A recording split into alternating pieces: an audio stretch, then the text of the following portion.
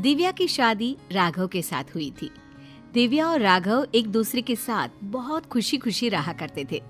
दिव्या एक मध्यम वर्गीय परिवार की लड़की थी, लेकिन दिव्या की सास अनीता जी का मायका काफी पैसे वाला था और अनीता जी अपने पैसे वाले मायके की वजह से काफी घमंड भी किया करती थी।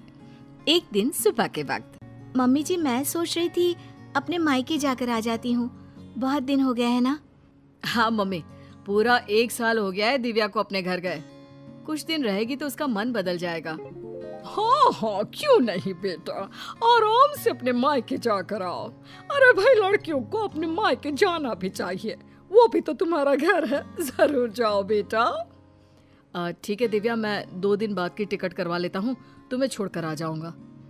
अरे तुम्हें जाने की क्या जरूरत है बेटा, बहू खुद भी तो जा सकती है ना, ट्रेन में बैठकर ही तो जाना है। लेकिन मम्मी अच्छा थोड़ी ना लगेगा, इतने दिनों बाद दिव्या अपने घर जाएगी, वो भी अकेले। अरे ठीक है ना बेटा, तुम क्यों अपनी छुट्टी खराब कर रहे हो बिना बात के। इन छुट्टियों को कभी इमरजेंसी के लिए बचा कर रखो, काम आएंगी। और बहू का क्या है, 2 दिन मायके जाकर वापस आ जाएगी।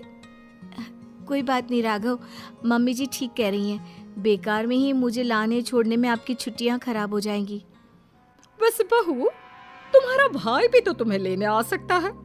शादी के बाद तो बेटियों को लेने अक्सर उनके भाई ही आते हैं। तुम्हारी मम्मी ने नहीं बताया तुम्हें?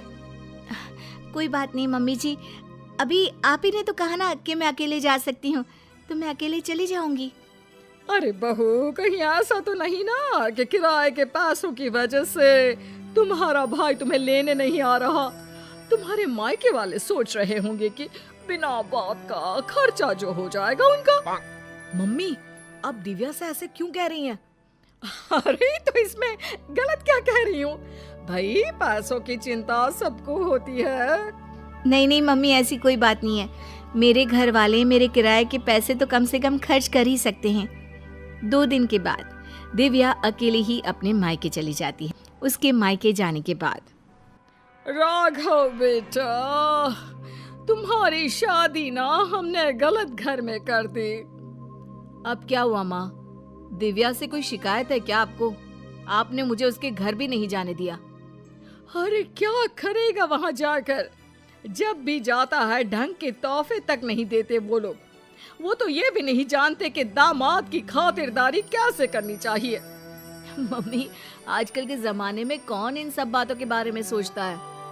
कभी तेरे पापा से पूछना, आज भी मेरे साथ जब मायके जाते हैं ना तेरी नानी के घर, तो पूछ कितनी खातिरदारी होती है उनकी वहां पर। और तोहफे तो इतने देती है तेरी नानी कि घर ही भर जाता है मेरा तो। लेकिन मम्मी, वो आपके मायके की परंपरा है ना, सब जगह ऐसा हो ये जरूरी तो नहीं। और हम दिव्या के घर वालों से ऐसी उम्मीद कैसे रख सकते हैं? अच्छा नहीं लगता मम्मी। ओफो, आजकल के लड़के ना शादी होते ही अपने पत्नी की साइड लेना शुरू कर देते हैं। अब देखना, आएगी तुम्हारी पत्नी खाली हाथ अपने मायके से। कुछ दिनों के बाद दिव्या अपने मायके से लौट कर आती है और वो अपनी मम्मी के दिए हुए गिफ्ट अपनी सास अनीता जी को दिखाती है। मम्मी जी ये देखिए, मेरी मम्मी ने मुझे साड़ी दी है, राघव के लिए शर्ट और आपके लिए भी एक साड़ी भेजी है। बस और कुछ नहीं रखा तुम्हारी मम्मी ने? अरे इतने दिनों के बाद मायके गई थी। मुझे तो लगा भाई अपने मायके से ढेर सारी चीज मिलेगी तुम्हें। ऐसी बात नहीं है मम्मी जी, वो लोग तो मुझे बहुत सारी चीजें देने की कोशिश कर रहे थे, लेकिन मुझे ये सब अच्छा नहीं लगता। हाँ मम्मी, मैंने ही दिव्या से मना किया था, बिना बात के किसी से चीज लेना अच्छी बात नहीं है। तुम्हारी नानी होती ना बेटा, तो मुझे कभी इस तरह नहीं आने देती। मेरे मायके की तो बात पूछो ही मत, जब भी जाती हूँ इतने सारे गिफ्ट मिलते हैं, क्या बताऊं। बस मुझे तो कभी कुछ खरीदने की नौबत ही नहीं आई। कभी कोई साड़ी, कभी कोई सामान मैंने खुद के हाथों से इतने सालों में नहीं खरीदा। सब कुछ तुम्हारी नानी ने दिया है मुझे। मम्मी, अब वक्त बदल गया है, वो आपका मायका है, दिव्या का परिवार पूरी तरह से अलग है। हाँ मम्मी जी, और वैसे भी सबका परिवार एक जैसा नहीं होता ना, और मुझे मेरे परिवार से कोई शिकायत भी नहीं है। कुछ दिनों के बाद अनीता जी अपने मायके जाती है और जब वहाँ से लौट कर आती है तो बैग भर भर के गिफ्ट लेकर आती हैं। देखो बहू, इसे कहते हैं मायके से आना। अरे भाई, इतना सामान हो गया था कि क्या बताऊं। अरे वाह मम्मी जी, ये तो बहुत अच्छी बात है, आपको इतनी सारी चीजें मिली हैं। वही तो, और एक तुम्हारे मायके वाले हैं, ठीक से मिठाई भी नहीं भेज सकते बेटी के ससुराल वालों के लिए।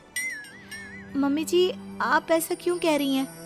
देखो तो सही बहू, मेरी माँ ने पूरे 5 डब्बे रखे मिठाई के। इसे कहते हैं बेटी को विदा करना।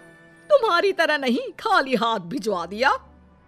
बस करिए मम्मी, दिव्या आपकी बहू है, आप उससे इस तरह बात करेंगे तो वो क्या समझेगी? राघव के बार बार समझाने पर भी अनीता जी पर कोई असर नहीं होता और वो कभी भी दिव्या को उसके मायके के लिए भला बुरा सुनाती ही रहती है। एक बार अनीता जी की तबीयत बहुत खराब हो जाती है। मम्मी जी देखिए, आपको बिस्तर से उठने की कोई जरूरत नहीं है, आप आराम कीजिए, आपको जो भी चाहिएगा मैं लाकर दे दूंगी। हाँ हाँ ठीक है, देखो तुमसे जो हो रहा है वो कर दो।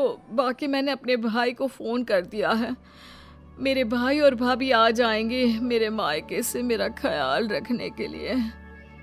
मम्मी आप ऐसा मत कहिए ना, दिव्या आपकी बहू है, वही ख्याल रखेगी आपका। मामा और मामी कितने दिन आपका ख्याल रख लेंगे? ऐसा कुछ नहीं है, मैंने कहा ना, मेरे मायके वालों को बड़ा प्यार है मुझसे। एक फोन करूंगी और दौड़े चले आएंगे। पूरा 1 सप्ताह बीत जाता है, लेकिन अनीता जी के मायके से कोई नहीं आता और दिव्या दिन रात अनीता जी की सेवा करके उनकी तबीयत ठीक कर लेती है।